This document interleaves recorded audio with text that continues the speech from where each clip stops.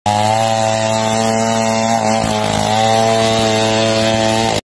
welcome sa atong part 6 guys no ng ating video sa pagpapagawa ko ng bahay guys. Update tayo.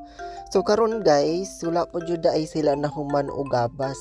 Grabe guys, daghan jud kayong kahoy ilang ginahanglanon no kay kuan ko na siya guys. Duha ka andanas unya kay amin ako gamay ra man ay kahoy magamit, pero since ni ana akong papa nga okay ra daw kuno kay ang mga kahoy ana kay mabaligya ra man po daw kuno. Daray mamalit, so matigom na siya guys. So mga kakwarta ra pud ana no.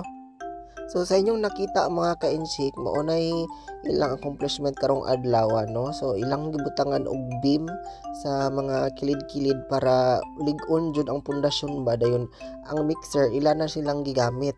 Ilang gigamit para sa pagpadali sa pagmix sa mga semento, mga graba, para kay sugdan na nila og buhos ang mga haligi nga 15 ka buok.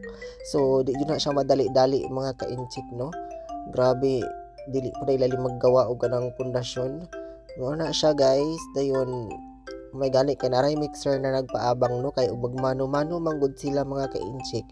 Maglisod jud ka og kanang pala-pala pa ka.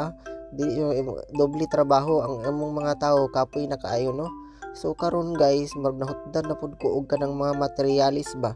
Nag-request na pud sila na og kanang kabilya semento kay ilalging idungag didto sa beam.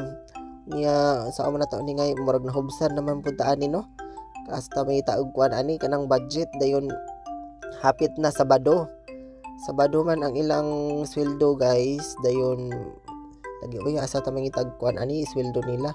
So basin makakita rata no. So kaluyan sa Ginoo ato lang hinay-hinayan. So murag dako-dako na gyud tag nagasto mga ka-inchik no sa mga materialis ug sa pagpasweldo.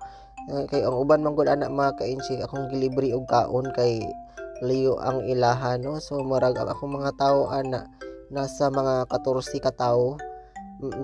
Labor, skilled worker, pero believe ko anak nila mga ka-inchik mga kugihan kay sila no.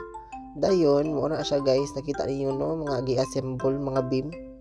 Mao jud na siya guys para in case of maglinog daw ko no, dili ra na siya basta-basta matungpag kay naaman siya mga pundasyon sa kilid-kilid no para strong siya ba. Okay, so may tag mahuman nila na no.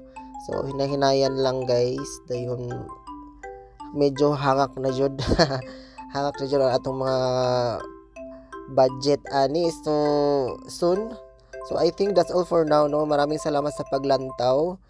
See you sa ating part 7 at fighting lang Mako na. Work hard lang and kaya mo yan. So this is Mako Imda guys. Kung may pangarap kayo, ano lang, just continue dreaming lang, just keep on trying and just keep on believing yourself. Bye, ingat.